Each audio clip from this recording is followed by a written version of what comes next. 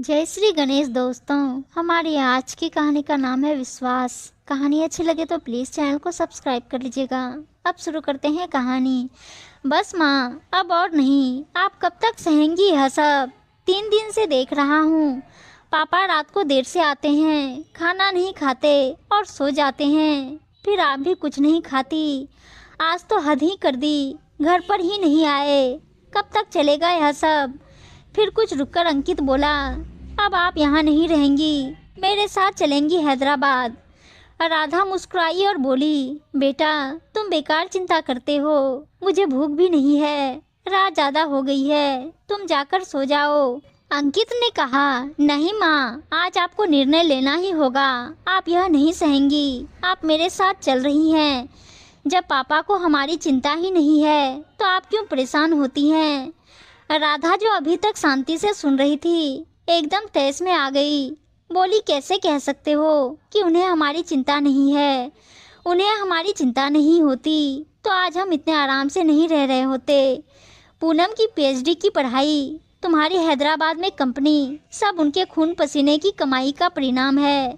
वे दिन रात मेहनत करते हैं ताकि हम आराम से रह सके, और तुम? वह गुस्से से भनभनाती अपने कमरे में चली गई। कविता भी चली गई। उसे अपनी सास का इस तरह बोलना रास नहीं आ रहा था। अंकित अपनी माँ को जानता था कि माँ का गुस्सा ज़्यादा देर का नहीं है। उसे मालूम है कि माँ पापा के बारे में कुछ भी गलत नहीं सुन सकती है। अंकित घर का बड़ा बेटा है। उसने माँ पापा के मधुर संबंधों को करीब से देखा है, मगर कुछ दिनों से उन दोनों के बीच एक दरार नजर आ रही थी, जो बढ़ती जा रही थी। माँ का मन दुखाने का अंकित का कोई आशय नहीं था। वह अपने कहे शब्दों पर पछता रहा था। वह चुपचाप आंगन में एक कुर्सी पर बैठा रहा। पूनम आकर बोली, भैया आप परेशान न हो, इस समय माँ गुस्से में है, वो हमारी एक ना सुनेंगी। कुछ देर बाद उनका गुस्सा शांत होगा तो मैं उन्हें दूध गर्म करके पिला दूंगी। वैसे भी माँ रात को 1 या 2 रोटी खाती है, आप सो जाइए। उसने पूनम की ओर देखा। अंकित की आंखें नम थी और उसमें बेचैनी के भाव थे। कुछ देर वह पूनम के हाथ थामे बैठा रहा, फिर अनमने मन से कमरे में चला गया। राधा को इतनी ठंड में पसीना आ रहा था। वह धम से पलंग पर बैठ गई।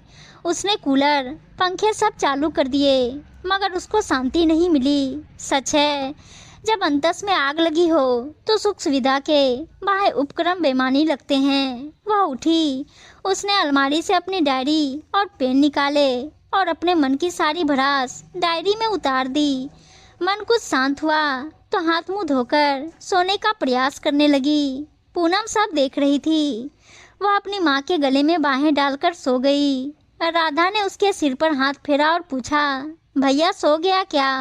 हाँ माँ, अब क्या करना है? भोजन को तो आपने नाराज कर दिया, वह तो आप खाएंगी नहीं।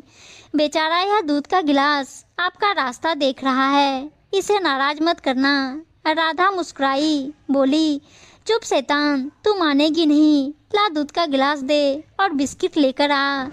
अब राधा का मन शांत था। वह सो गई तो पूनम भी अपने कमरे में पढ़ाई करने के लिए चली गई।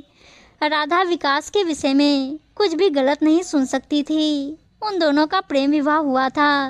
दोनों कॉलेज में साथ में पढ़ते थे, एक दूसरे की भावनाओं को समझते थे। उनका प्रेम उथला नहीं, दिल की अतल गहराइयों में छिपा था।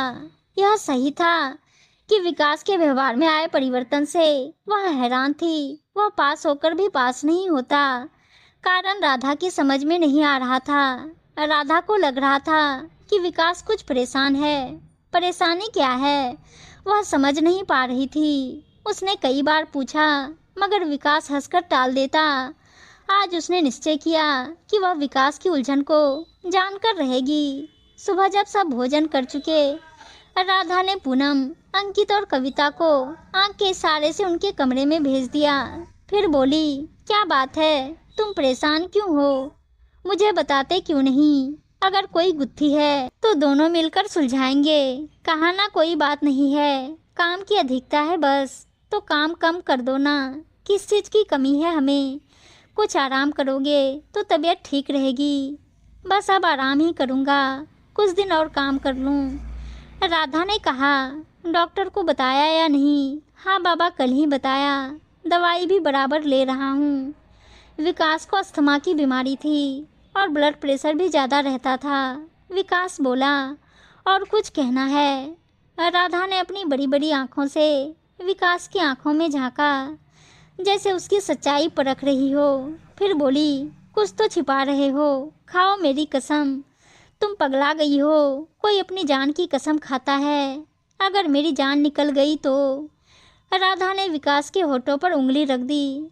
विकास कार्य की अधिकता का बहाना बनाकर ज़्यादा समय ऑफिस में बिताने लगा। राधा ने डॉक्टर से भी पूछा, विकास को क्या परेशानी है, मगर डॉक्टर ने कहा, सब ठीक है, सारी रिपोर्ट सही है, कोई परेशानी की बात नहीं है। राधा ने रिपोर्ट को देखा तो उसे विश्वास हो गया कि सब ठीक है। उड़ती उड़ती ये खबरें भी कानों में पड़ रही थी कि विकास का उसके सेक्रेटरी के साथ संबंध है और वे शादी करने वाले हैं। राधा यह मानने को तैयार नहीं थी। उसे विश्वास था अपने प्यार पर। दिन रात करते जा रहे थे। उसे इंतजार था अपने पहले वाले विकास का, उन लम्हों को एक बार फिर से जीने का जो उसने विकास के साथ हंसते खेलते गुजारे थे। एक दिन वह ऐसे ही किसी सोच में खोई थी। विकास ने कहा, राधा, आज तुम्हारे हाथ की सरसों की साग और मक्का की रोटी बनाओ ना, और मीठी लापसी और कढ़ी भी, बहुत इच्छा हो रही है खाने की। विकास ने कई दिनों बाद राधा से किसी चीज़ की फरमाइश की थी। वह खुशी से चहक उठी। उसने भोजन बनाया। दोनों ने प्रेम से भोजन किया। विकास ने एक फाइल राधा को दी और कहा, इसे बहुत संभाल कर रखना, बहुत ज़रूरी है, और तुम्हारे सिवा किसी और पर विश्वास नहीं है। राधा खुश थी। उसे लग रहा था कि उसका विकास वापस आ गया है, उसके निकट। सारी दरारें भर गई है और सब कुछ समेट गया है एक बिंदु में। मगर विकास के मन में तो कुछ और ही चल रहा था। विकास ने पूछा, घर में किसी चीज़ की कमी तो नहीं है? कोई परेशानी तो नहीं है ना? सब ठीक है, कोई परेशानी नहीं। क्यों पूछ रहे हो? बस वैसे ही, तुम्हें कोई परेशानी होने भी नहीं दूंगा, मैं हूं ना। राधा ने विकास की आंखों में देखा। ऐसा लगा कि आंखें काफ़ी कुछ कहना चाहती है, साथ ही ना कहने की व्यवस्था भी नजर आई। पहली बार राधा उन भावों को ठीक से पढ़ नहीं पाई। एकटक देखती रही उन्हें। विकास ने नजरें नीची की और बोला, अच्छा, अब जा रहा हूँ। राधा ने सोचा ऑफिस जा रहे हैं, मगर विकास तो अपनी सेक्रेटरी के साथ फ्लाइट से अमेरिका चला गया। राधा को मालूम हुआ तो वह अवाक रह गई। उसे लगा अंबर गिर गया है, जमीन धंस गई है। वह समझ नहीं पा रही थी कि क्या करे। उसे लगा जीवन में कुछ बाकी नहीं रहा है। वह उन यादों और ख्वाबों का क्या करेगी। वह बदहवास से अपने कमरे में गई, अपनी डायरी लेकर आई और आंगन में बैठकर उसके पन्ने फाड़ फाड़ कर जलाने लगी। उसका स्वयं पर नियंत्रण नहीं रह गया था। उसके दिल को झटका लगा था। पूनम ने बहुत रोकने की कोशिश की, मगर असफल रही। जैसे जैसे डायरी के पन्ने जल रहे थे, उसकी आंखों से आंसुओं की धार बह रही थी। वह सूखे पत्ते सी कांप रही थी। अगर पूनम नहीं होती तो वे गिर जाती। पूनम ने उनका सिर अपनी गोदी में लिया और सहलाते हुए बोली, माँ, आप परेशान मत हो, मैं हूं ना। यही तो कहा था उन्होंने भी। हाँ, तो आप हिम्मत रखे, हम कंपनी के ऑफिस चलकर देखते हैं। पूनम ने हिम्मत दी तो राधा उसके साथ ऑफिस गई। वहाँ जाकर देखा तो सबके चेहरे लटके हुए थे, उदास थे। मैनेजर से पूछा तो वह कुछ बोल नहीं पाया। पूनम ने विकास के केबिन की चाबी ली। वहाँ जाकर देखा टेबल पर राधा और विकास की तस्वीर रखी थी। पूरे केबिन में सन्नाटा पसरा हुआ था। कंपनी के सारे लोग केबिन में आ गए थे। पूनम ने पूछा, क्या बात है, कोई बताता क्यों नहीं? पापा अमेरिका क्यों गए हैं और सेक्रेटरी साथ में क्यों गई है? मैनेजर ने दबी आवाज में कहा, छोटी मालकिन साहब हम सबको छोड़कर गए हैं, शायद अब कभी नहीं। उसका वाक्य अधूरा रह गया। वह रोने लगा। फिर हिम्मत करके बोला, डॉक्टर का कहना है मालिक के पास अब ज़्यादा समय नहीं है। सेक्रेटरी के रिश्तेदार डॉक्टर हैं, इसलिए वो साथ में गई है। वे नहीं चाहते थे कि बड़ी मालकिन को उनकी बीमारी के बारे में पता चले। वे अपना सब कुछ बड़ी मालकिन के नाम कर गए हैं। हम सभी के जीवन यापन की भी पूरी व्यवस्था करके गए हैं। वे देव पुरुष है मैडम जी, पूनम ने कहा। अभी 2 दिन पहले तो डॉक्टर से पूछा था, सारी रिपोर्ट देखी थी। मैडम जी डॉक्टर साहब उनकी जिद के आगे विवश थे। आपको सही रिपोर्ट भी नहीं बताई थी। वे बड़ी मालकिन को जानते हैं। उनका कहना था कि अगर बड़ी मालकिन को बीमारी के बारे में मालूम हो जाएगा तो जो जीवन वे जी रही हैं वह भी नहीं जी पाएंगी। उन्हें हमेशा बड़ी मालकिन की चिंता रहती थी। राधा को संभालना मुश्किल था। न आँख में आंसू थे, न कोई चेतना। कंपनी के लोगों की मदद से पूनम उन्हें घर ले आई। अंकित को पूनम ने कॉल कर दिया था, वह भी आ गया। राधा को डॉक्टर की दवा का असर नहीं हो रहा था। 2 दिन बाद अमेरिका से कॉल आया, विकास नहीं रहे।